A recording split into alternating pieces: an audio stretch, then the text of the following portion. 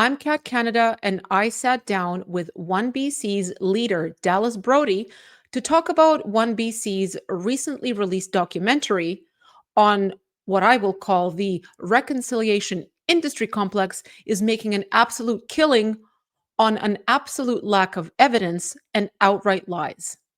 Dallas joins me now. Dallas Brodie, thank you so much for joining me today.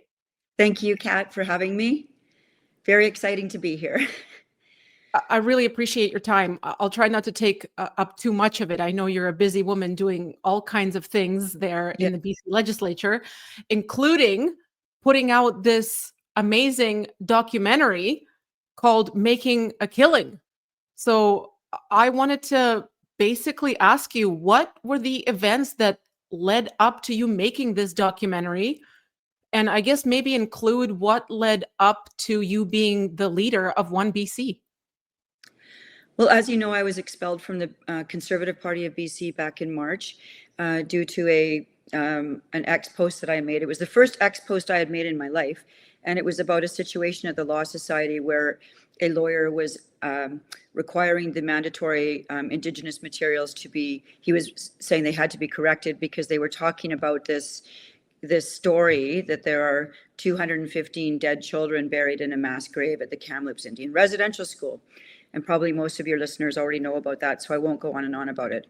Mm-hmm. But after I was expelled from the party over this issue, I mean, I went through a lot of soul searching, really trying to come to grips with the fact that I was saying something that was true.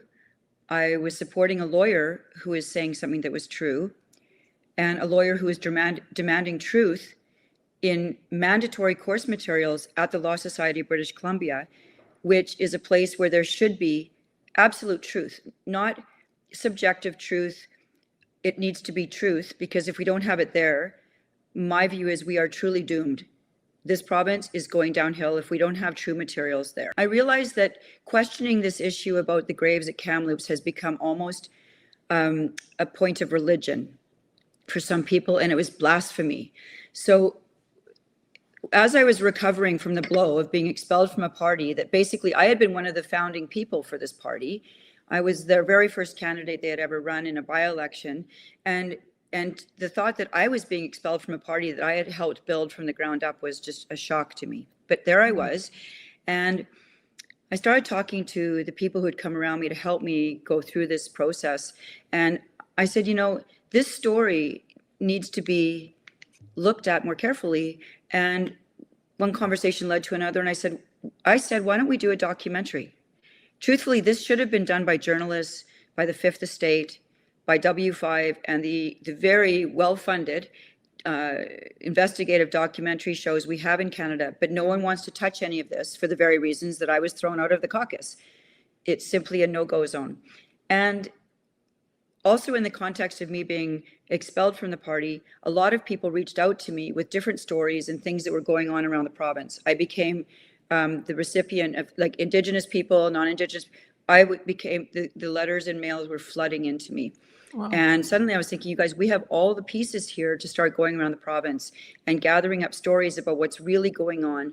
And one thing that happened is we realized that the whole issue of DRIPA, the Declaration on the Rights of Indigenous Peoples Act, which is a piece of BC legislation, and UNDRIP, which is a United Nations piece of a document called UNDRIP, the United Nations Declaration on the Rights of Indigenous Peoples. People really didn't understand what they were. Even I didn't. I had to go on a journey and really understand the impact that these two documents have had on our province and our economy, and the magnitude of the changes that this has brought onto our province is unknown by, I would say, 90% of the province. People have, and I didn't even realize, but it is affecting literally everything that's happening in Victoria. Everything. There's not a corner that's not touched by these two documents. And so part of it was to raise awareness about what's going on. And I think the documentary does a really good job at outlining this whole process from start to finish. And I wanted to touch on a few key things there, including how the allegations of these 215 started in the first place. I believe it covers how Chief Roseanne Casimir, I think, Yes. was the one who originally came out in a press conference about it. Is that correct? Yes, she did, and the chief for the Assembly of First Nations, I believe, her name is just escaping me right now, but there are two women at the original press conference who said in the same press conference where the woman who actually did the ground penetrating radar search said, we cannot confirm that these are anything other than anomalies until there are excavations. The report revealed that there were not 215 children, but rather 200 anomalies. There were not graves, but rather targets of interest, and that you could not confirm either of those facts without an actual excavation. With ground penetrating radar, we could never say definitively that they are human remains until one excavates. The actual GPR person said that, and then these two women stood up and said, there are bodies. There are bodies. Chief Casimir and others maintained that the bodies of dead children had been found. This ground penetrating radar technology is revealing undisputable proof that crimes were committed. It's undeniable that those are graves. There is no question our knowledge keepers from this community have told us so. That was one of the things that struck me the most, because in the same press conference, like you said, where this GPR specialist is saying we cannot confirm unless we dig, essentially, because according to the reports, all that was found was a tooth and an alleged juvenile rib bone, and it was confirmed by some stories of elders. That's what I gathered from when I watched it. And it turns out that the findings, the physical findings, may not even be human. And so, well, it turned out that actually the tooth was not human. Mm-hmm. And then there's not even precision about where or when it was found. It was just a tourist brought in a tooth in somewhere in the early 2000s. I mean, and they gave it to the front desk. And then the supposed juvenile rib bone was brought in by a tourist. And now, as Frances Widdowson explains in this, who's the expert, she's one of the experts on this file. She said it turns out the rib bone is gone and no one can find it. It's just disappeared. No one can find it, so it can't even be tested to determine whether it was in fact a human or non-human bone. But during that press conference, after she said that you need to confirm these anomalies found by GPR, they called for immediate funding then and there, didn't they? They demanded it right in that press conference. We demand that the federal government provide all the funding necessary to do this. And indeed, they were funded. Indeed. They first got 8 million, but that first tranche wasn't adequate. They demanded another 4.1 million, and they were given that. So a total of around $12.1 million. Some people have said it's 12.2. No digging was done. And it's been 4.5 years. Right. So they announced this in 2021. It's now 2025, $12+ million later. They claimed that they would follow the evidence, I believe. I recall that in the speech, we will follow the science, we will follow the evidence. We will follow the evidence. We will follow the science. We are not here for retaliation. We are here for truth-telling. 4.5 years later, we have no evidence. We just have claims, and no excavation has been done. What do you think happened to all that money? Well, we've seen some of the reports that they went to consultants. I know one document that I saw showed that 2 therapists were paid $650,000. Therapists? So that means sharing that, each of them made $325,000 that year. Therapists for what? What were they doing? I don't know. Oh, so we don't even to deal with the trauma of the claim or the findings. Oh, I see. And then consultants were hired, and apparently a large of it was on media consultants. Media. Wow. And it was supposed to be it was earmarked for digging, and it should have been used for that. And my position has been that if you didn't use it for that, then you need to refund it with interest at the rate that the government charges us when we don't pay our taxes on time, which I believe right now is 8%, which is above prime.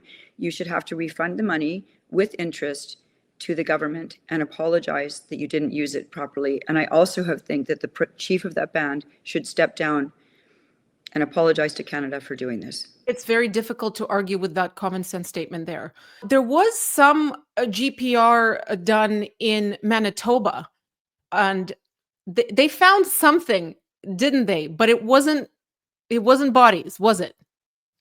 Are you talking about the Pine Creek? This is the one that was in the documentary? Yes. Okay, yes, there was because apparently the elders had a knowing that there were bodies buried in the basement of the school there. And that band, credit to them, actually said, okay, let's dig. And so it's in the documentary. You can see the footage of them digging and going down. And the chief announced, very honest guy, he says, there's zero bodies. Zero. What was found was rocks and rubble. Rocks. Kudos to that chief. I think he was the chief. He said to his people, there's zero. We've done it. They're not there. Okay. And that took courage. And that's the proper way to deal with these things. I would say that's highly commendable, because it seems it's difficult to even state a truthful fact today in Canada surrounding these claims without getting called all kinds of names: racist, bigot, white supremacist. So that kind of leads me to my next question. What has happened to you before and after making this documentary, and what has happened to your team members? What backlash have they faced for merely questioning this narrative? Well, I've taken most of the hits for sure. I've been called names by the premier, right in the legislature. He regularly calls me disgusting, racist, vile, every name. And I've said to the speaker, I don't think this is very fair, but I don't think it actually reflects on me. So I've decided to stop fighting him on that. I mean, who cares what he says? I will stand where I stand, and he can call me whatever names he wants. So that's happened in the legislature. The CBC has repeatedly brought on people who spend a good half hour just calling me names, and they never call me and say, we'll give you half an hour, Dallas. Never. It's unbelievable. Like, is that journalism? You can bring someone on and say all these things about a person and cast aspersions on their reputation, their position and everything. And they don't even call me and say, hey, Dallas, would you like to come on? We'll give you a full half hour to come on and have a nice long discussion about this. Oh, no. Does Stephen Quinn call me? No. And same with CKNW. Does Mike Smith bring me on? No. Jazz Joe Hall, all these people, they just like to throw rocks, but they don't want to really face me to allow me the airtime to explain what's going on. And they sound like a bunch of mean, gossiping girls. It is. It's incredible to me. I'm like, don't you even want to hear the other side? And so there's just such fear of allowing me on, because I'm an intelligent, well-spoken human being, and I know what I'm doing here, and I know what I've seen, and I know what I've read. And so let's have it out. Let's bring it on. The good news is that I have so many people writing to me, thanking me. By far and away, even to my constituency office, to my Facebook, it is running like 95% thank you for having the guts to stand up and call foul on this. And this is not an indictment of Indigenous people. This is an indictment of the reconciliation industry that has a grip on a huge amount of money that is flowing out of Ottawa, the provincial government, and the municipal governments. It's 3 levels of just a river of money. And it's not the average Aboriginal people making money, as is discussed in the documentary. Right. I have 2 very, very brave Indigenous men who came on, faces revealed, no disguising their voices, who say, this is the truth. This is what's going on. Those men are brave, and they will suffer penalties, I'm sure. This is about the reconciliation industry that's comprised of chiefs, this, as Francis Widdowson calls them, the neo-tribal elite. They are chief and council who are living lives of kings, cars, homes. Apparently, one chief has a private box at the Rogers Arena. They're making a killing, aren't they? They're making a killing. And then there's the other groups. There's the lawyers, the law firms downtown. I mean, I worked in these big law firms downtown. When you're pulling in millions and millions of dollars like that per year, that's a major deal. That's more than paying the rent of that big office down there. That's providing a lifestyle for a bunch of lawyers who may or may not be Indigenous. And, Wow. so, that's not helping the Indigenous community there. And then you've got the consultants everywhere. Archaeological consultants, media consultants, every kind of consultants, constantly working on these things. And then there's also the developers. And you don't even have to look any further than the south end of the Burrard Street Bridge to see the greed and the excesses that have gone into this industry. It sounds like everyone's making a killing except the people that actually the money should technically be going to the First Nations people. I want to go back quickly to a follow-up to my question about what has happened to you and your team members, because I know I saw a video of your chief of staff being violently assaulted at one of these events. We went to UVic. It was announced in advance, and police met us there. I mean, I don't know if you want the whole story. It's been on TV, but my chief of staff, Tim, who is legally blind, was standing there talking with someone, and he was pelted with orange smoke bombs. Unbelievable. And no arrests were made of people who were doing this. And honestly, if you look at the videos of it, it looks like he's in a war zone. And then another one of our volunteers who was with us, Andrew, who goes by the handle Drew Coover, was there. And thankfully, he's a big guy.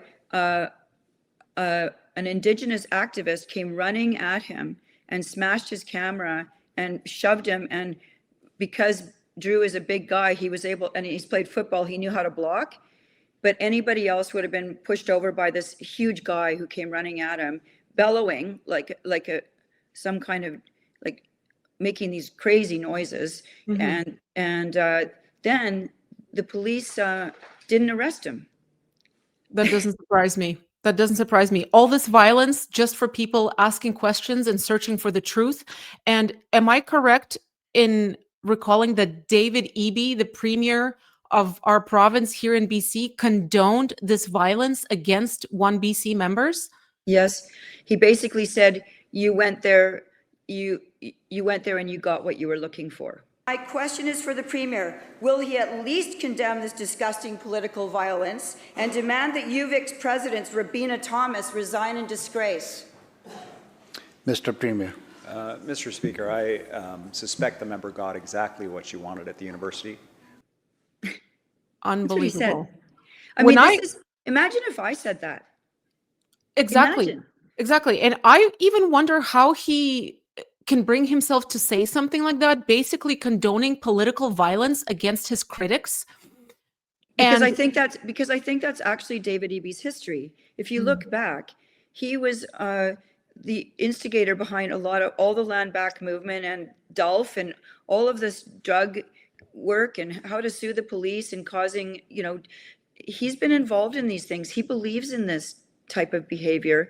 And I would believe if he were a student now, he'd be right there screaming with them at us. Does he not concern himself with the fact that that statement of his might one day, God forbid, be used against him? He's sanctioning political violence. Some people might get extremely frustrated to the point of where they feel that they're so out of recourse that they might in their own head justify, well, this man is responsible for my home basically being unsellable due to these land title claims or whatever. Yeah.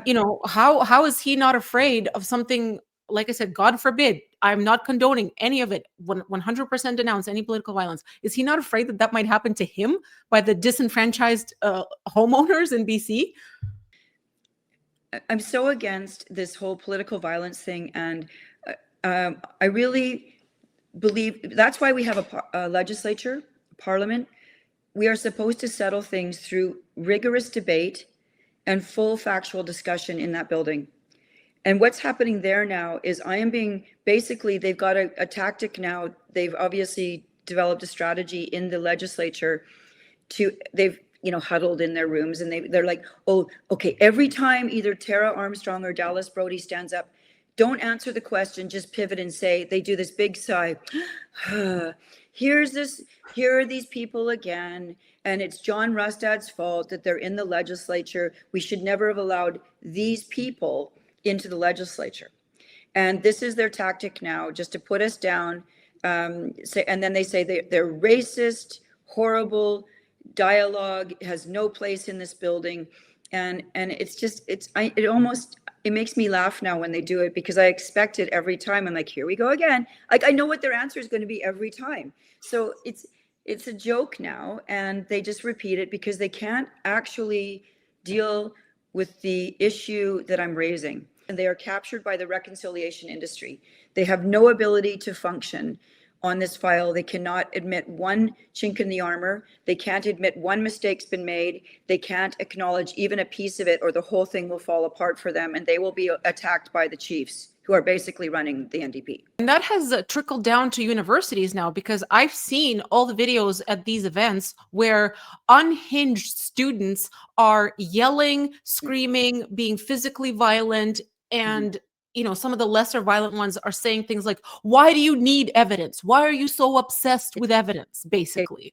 That's one of the things. And Spencer Chandra Herbert, who's the Minister for Reconciliation, that's what he says to me. He says to me, your grandchildren are going to be ashamed of you. You should be ashamed of yourself. You are horrible. You should be ashamed. A lot of words of shame. And I'm thinking, gee, usually when we're saying things a lot, it means that you have it yourself. They like to say this. And Chandra Herbert said the same thing to me, that it's terrible for you to demand that they dig up the bodies. And I tried to call back to him. I said, no, if I'm accusing you of, because he said, would you like to dig up your grandfather? I mean, this is the silly things I'm hit with. I'm like, listen, when my mom died, I had to call the designated people. We have to sit with her at the seniors' home. There has to be a death certificate and a proper marking of all of this. I can't just say mom's dead and I buried her in the backyard, and then accuse someone of murdering her and then say, but you can't come and see if there's a body there. This is an accusation that's been made against Canadians and against Canada, that we committed mass murder. There have been no names given. No parents reported that their children didn't come home. There has been nobody accused. It's a bizarre story. So we're just saying, listen, it's like any other criminal investigation. The area should not have been left unattended actually all this time. It should be roped off, immediately secured, and the RCMP should go in and do the proper investigation into this alleged crime. And the RCMP did try and do that when the announcement was first made in 2021, but the band said, stay away. You're not welcome here.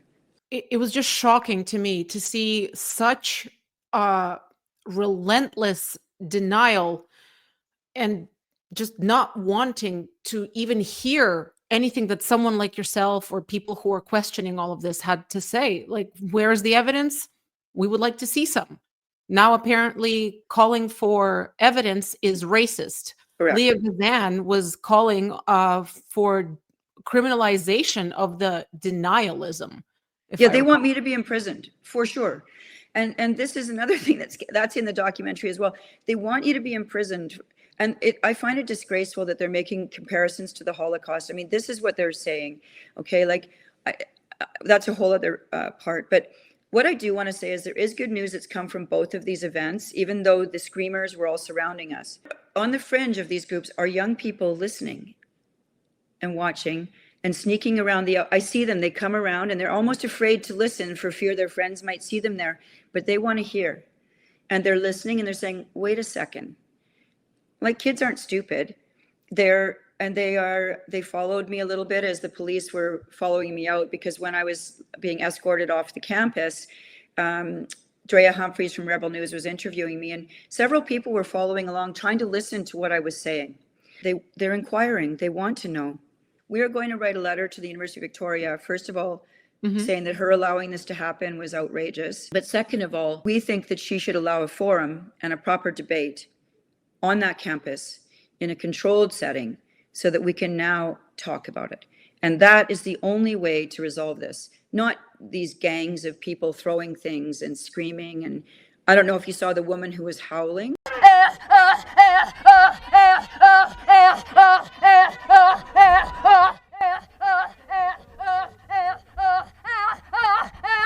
Get the fuck off our campus. Yeah.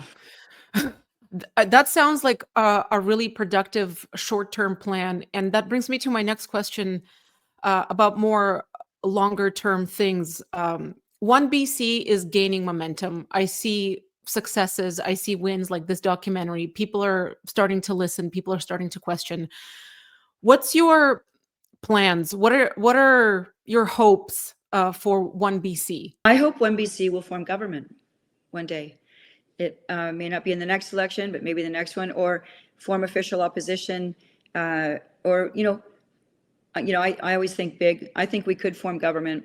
I think that what's happening is the bills that we've been presenting. We've presented 9 bills in 6 weeks in this session. 9. Wow. We're working harder than any other group, and while they're all having their infighting and their extramarital affairs and all the stuff they're doing over there, our team does nothing but work. We work. It starts at 8 a.m. We're usually there till 7 at night. We go and have dinner. We go to sleep. We get up. We start again. It's like we're like a machine, and we are attracting candidates. We have so many people writing in to our website saying I'd like to be a candidate, which is very exciting, and wonderful people. And I believe that we are going to just keep growing. To think that we've already jumped. In the latest poll, we're at 8%, and we're only 2 MLAs in that building. And I also tend to believe that a lot of these polls tend to skew left. So I actually believe we're probably over 10, maybe even up to 12%. And I think that's just going to continue to go up, because one thing that our party is we're authentic. I'm not a slick politician. I just say it straight up. People can count on me. If I make a mistake, I'll say I blew that. I shouldn't have said that. That was wrong, and I'm moving on, and I won't repeat it. But I'm not scripted. We don't do focus groups. We just really believe we have a finger on the pulse of what a lot of people are dismayed about in this province. And our economy is tanking. And the 2 biggest reasons that people don't want to discuss are the gigantic American-funded environmental groups and NGOs. We've got the Rockefeller Foundation, the Tides Foundation, the Ford Foundation, and they're all just flooding money into BC, basically to landlock Alberta and to stop anything from happening in our province. That's what's happening. And they use the indigenous angle to stop it. And then it sort of dresses it up in something that's not just about, environmentalism. And this is what's happening. And, people don't want to invest here for obvious reasons. You can't, if you don't know if you can have access to the land or get the deal you want or get a solid deal in a timely manner. It's not a winning formula for building an economy. I'm a businesswoman. You have to assess your investments and you have to think about these things. And it's just that's not the way you attract business. So that's why it's a big problem. And we need to address these things. I mean, I sit next to the Green Party, the 2 Green Party members. I sit right next to Rob Botterall and Jeremy, but right next to Rob. And they, from the physical behavior in that legislature, Rob can barely contain his body when he's sitting near me, and it's bizarre. I have no problem listening to the things they say, even though I think it's just ridiculous. But I listen respectfully, and they should do the same thing. But this is where we're at, and nobody in the NDP ever breaks ranks. I've got to believe some of them don't believe what's going on in all of this, but they're so pathetic. There's no strong people in the NDP standing up and saying enough's enough. It's shocking. They vote like remember the Borg from Star Trek? Yeah. Resistance is futile, and you will be assimilated or whatever. Like they all stand up like one block, like nobody has an independent thought. It's incredible.